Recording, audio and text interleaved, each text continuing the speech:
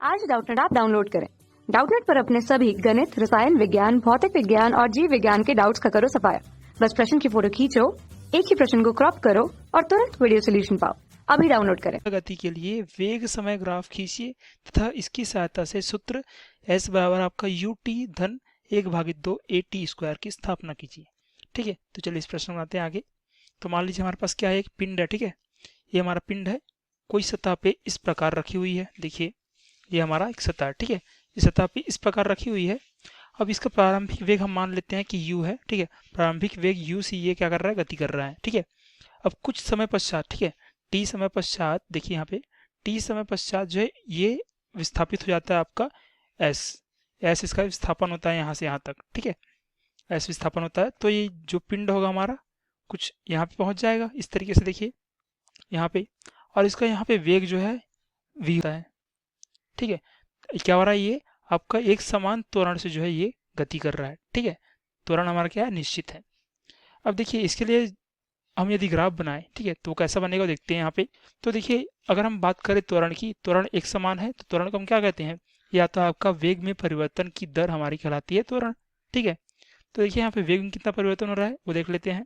तो ये आएगा हमारा ए बराबर हो जाएगा आपका v ऋण u भागित t होगा। ठीक है, क्योंकि देखिए हमारा अंतिम वेग क्या है, v है, और प्रारंभिक वेग u है। ठीक है, और t हमारा क्या समय है जो इसके विस्थापन के लिए लग रहा है। ठीक है, एस विस्थापन के लिए लग रहा है t समय।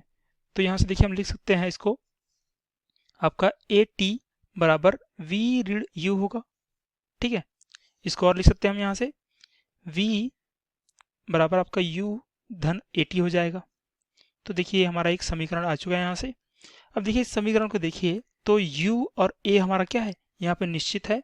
यहाँ पे केवल हमारा t जो है वो बदल रहा है, मतलब समय बदलने के साथ जो है हमारा अंतिम वेग जो बदल रहा है। ठीक है, हमारा त्वरण क्या है, एक समान है यहाँ पे, जैसे मैंने बताया पहले ही कि हमारा त्वरण जो है एक समान है।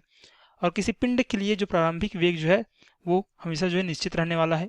ठीक है, जैसे कि 8 मीटर प्रति सेकंड है तो 8 मीटर प्रति सेकंड ही रहेगा। ठीक है, तो देखिए ये जो हमारा समीकरण आया है इस ग्राफ बनाने वाले हैं। ठीक है, v और t के बीच में ग्राफ बनाएंगे। तो देखिए हमारा v का अक्ष होगा, ठीक है, ये हमारा t का अक्ष होगा। ठीक है, ये हमारा वेग हो गया और ये हमारा समय हो गया। ठीक है, तो मान लीजिए समय जब t था तो उस समय जो प्रारंभिक वेग हमारा था u था। ठीक है, अब जैसे जैसे हमने समय बढ़ाया तो हमारा क्या होगा, इस प्रकार जो है हमारा ग्राफ बनेगा समय और t के बीच में। ठीक है, ये हमारा क्या है, देखिए v बराबर u धन आपका ए टी, एक आपका सरल रेखा का समीकरण है, तो सरल रेखा बनेगा आपका यहाँ पे।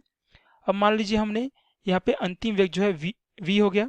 ठीक है, तो इस वेग के सापेक्ष जो आपका समय होगा वो क्या है, t है। ठीक है, t होगा।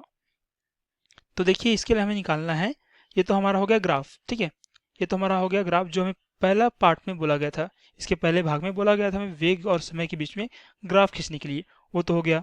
अब हमें सिद्ध करना है कि एस बराबर यू टी धन आपका 1/a t स्क्वायर होता है। ठीक है, तो देखिए हम जानते हैं कि वी टी ग्राफ में जो हमारा क्षेत्रफल आता है वो उसके विस्थापन के बराबर होता है। ठीक है, उस पिंड या उस वस्तु के विस्थापन के बराबर होगा। तो देखिए यहाँ पे ग्राफ क्या होगा हमारा, ये देखिए यहाँ पे एक त्रिभुज बन रहा है और एक चतुर्भुज बन रहा है, ये हमारा त्रिभुज होगा। ठीक है, और ये हमारा आपका चतुर्भुज होगा। तो दोनों का क्षेत्रफल निकाल लेंगे तो हमारा जो विस्थापन यहाँ से आ जाएगा। ठीक है, तो देखिए विस्थापन लिखता हूँ, क्या हो जाएगा आपका, ये आपका त्रिभुज का क्षेत्रफल। ठीक है, त्रिभुज का क्षेत्रफल धन आपका हो जाएगा आपका चतुर्भुज का क्षेत्रफल के बराबर होगा। ठीक है, तो देखिए हम निकालते हैं यहाँ पे त्रिभुज का क्षेत्रफल क्या होगा।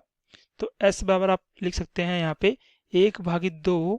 अब देखिए यहाँ पे ये हमारा आधार है, ये हमारा लंब है। ठीक है, तो आधार क्या होगा हमारा, t होगा, यहाँ से लेके यहाँ तक, यहाँ पे 0 है, यहाँ पे t है तो t होगा, गुणित आपका हो जाएगा, देखिए यहाँ से लेके यहाँ तक की ऊंचाई कितनी हो जाएगी, v ऋण u होगा, तो हो जाएगा आपका v ऋण u धन हो जाएगा आपका चतुर्भुज का क्षेत्रफल। चतुर्भुज का क्षेत्रफल क्या हो जाएगा, यहाँ से लेके यहाँ तक t और गुणित हो जाएगा आपका ये ऊंचाई कितनी होगी, u। ठीक है, तो देखिए यहाँ से क्या आ गया हमारा, s बराबर हम लिख सकते हैं यहाँ से 1/2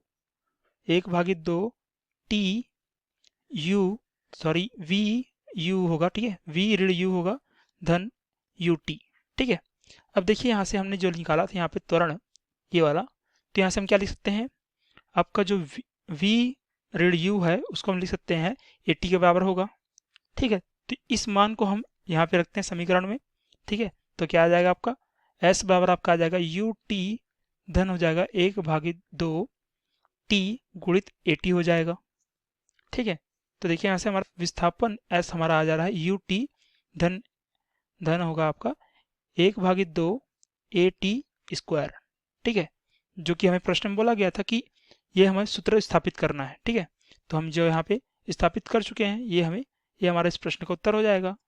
ठीक है, ये हमारा प्रश्न का उत्तर। धन्यवाद।